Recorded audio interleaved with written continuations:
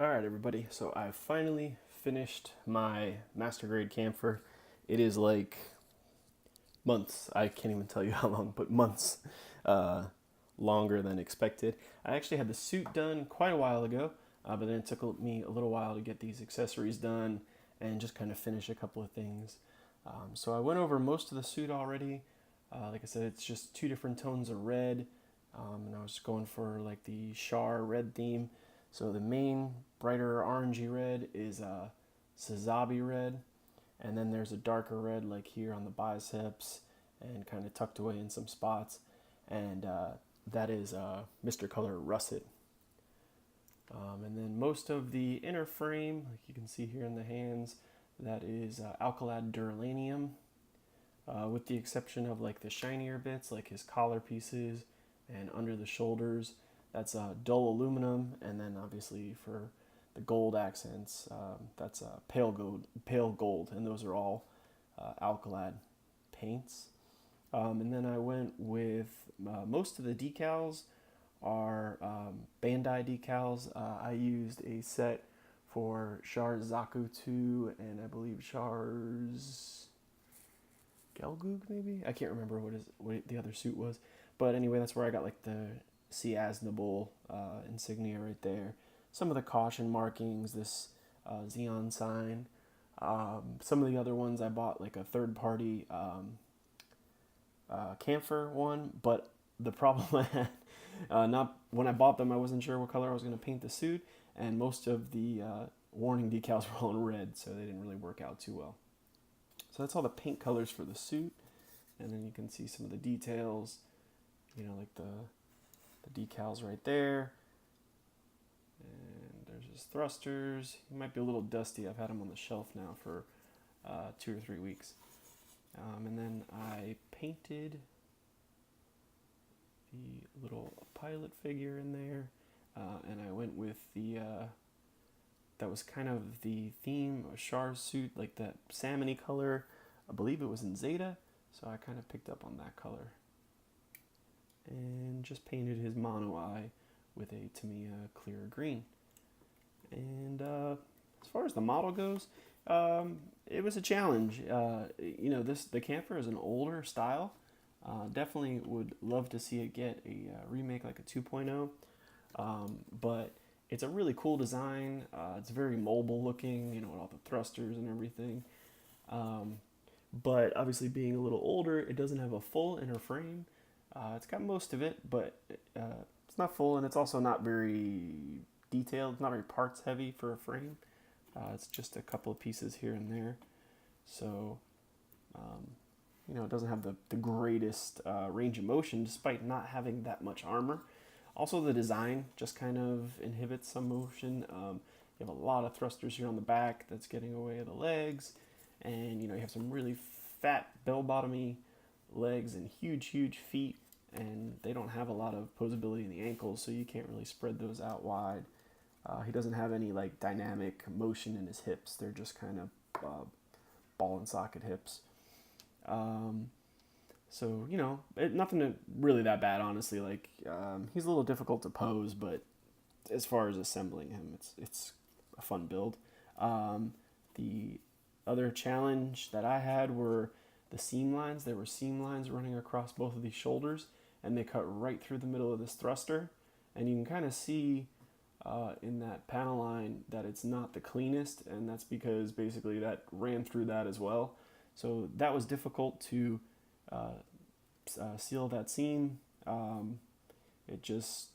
had to paint all this inner thruster bits, tape them off, and then glue the shoulder around them, and they're in there pretty good. There's a lot of internal stuff in there. It's not detail, but it's just a lot to pack in there. So that was a challenge as well. But yeah, overall, it's not a hard build. Now, what you guys haven't seen are the weapons yet, so let me move him out of the way real quick. This is the whip mine. So I just did the handle in black, and you'll see with the weapons, it's kind of, I hit a little bit of a fatigue spot after I got the suit done, and if I could do anything over again, it would have been to pay a little more attention to his weapons. These are just looks kind of thrown together. It's just all one color for all of the mines. They're just an iron, Mr. Color iron color. And then the handle, like I said, is just black. And it's got a couple of chips in it already from holding it. And these were not as much of a pain as I thought they were going to be. I've heard from a couple of people that they were pretty hard to like put together or like, get it all together. And it's definitely something that's not easy to pose with because the wire it's not stiff enough to hold in any pose, and it's not thin enough to really have any like real free form to it. I mean, I can move it around pretty good, but like, I don't know, just kind of flops there. It's a little heavy, so. I mean, that's the weapon he had, and I'm sure at that time that was probably the best they could do. He's got his shotguns here, and again, just a black with some silver accents in there. And like I said, looking back, I wish I would have done something a little more for these. Maybe painted them a couple of different shades, and I don't think I would have went with black. I think I would have went with like a gray or multiple gray tones, and I'll show you why here in a second. Also, let me show you a screw up. I made these like just about everything else have seam lines in them, and they're just basically two pieces sandwiched together. So as I'm gluing it, I was a little sloppy with the glue, and I accidentally glued this sight piece straight up and down, so it won't move. But this one I wasn't as careless. So we got those. And then the reason I wouldn't choose black again is I don't know if you guys, you'll definitely pick that up. On the bazooka, you can see the seam still. It didn't really show up in primer stage, but man, as soon as I put that black down, you noticed it right away. And I just didn't have the patience to go back over it. These are the little clips that snap them on there. I'll show you that in a second. And like I said, it's got also some silver accents, a couple of decals on it. And then this is the Alcalad aluminum that's on the body of the suit as well. So I got those two.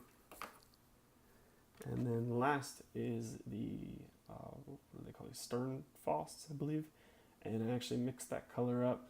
I kind of like it. I don't know if it matches as much as I would have liked it to. I kind of wanted it a little bit more red, but they look pretty cool. And again, I kind of got lazy and just painted the back end black. So I would do that over again, I suppose. And the beam sabers are just red with the stock yellow effects. So yeah, that's it for the colors. And then a lot of this stuff can be mounted on the suit. And let me show you guys that. These stern Fausts can go over here. They got little hard points that they just plug into. You can move those around. The other one. There you go.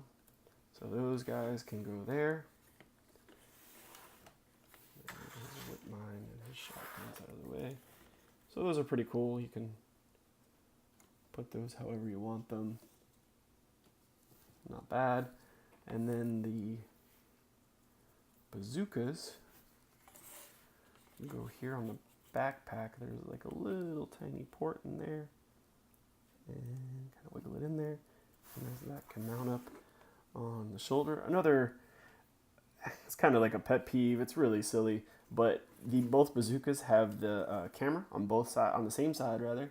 So when you mount them on the body, they have like the camera on the same side. I kind of wish this camera was over here. I think it would just look a little more balanced. But that's really nitpicking. I guess, hey, if you're into customizing, that'd be a cool thing to flop that over to the other side. But those are them. And the beam saber handles can actually come apart. You can see the blue there. And then this part of it can plug into here. But I'm not going to do that because I'm not going to scratch all the paint off that guy because I've tried it already and I had to repaint one of these. So don't feel like doing that. And then, go ahead and move forward. You can also clip the shotgun, one of them at least, on his like rear butt area, I guess, for lack of a better term. So they have a little thing for that. I don't know where I placed it right now, but you can snap one right there. So he can kind of hold a lot of his equipment, which, that's pretty cool. I like that, especially, let's be honest, like you guys build this, maybe we take a couple of pictures of it and then it's going on a shelf. So it's nice to be able to hold as much as you can and not have to worry about, finding places for everything, putting things in Ziploc bags and stuff like that. So that's it, completed. I'm glad to have it out of the way. It was definitely a learning experience. I have some definitely some things I can take away and apply to the next build. Hopefully it'll be a little newer master grade, so I don't have to deal with as much seam lines, and maybe a couple more details in the kit would be nice. But overall, I had a lot of fun building this guy, and I'm pretty happy with the outcome, especially of the suit. So I'm going to have a couple of pictures rolling after this, and if you guys like the model, leave a like, subscribe, let me know what you thought of it. If you thought it was crap, let me know. And I'll see you guys.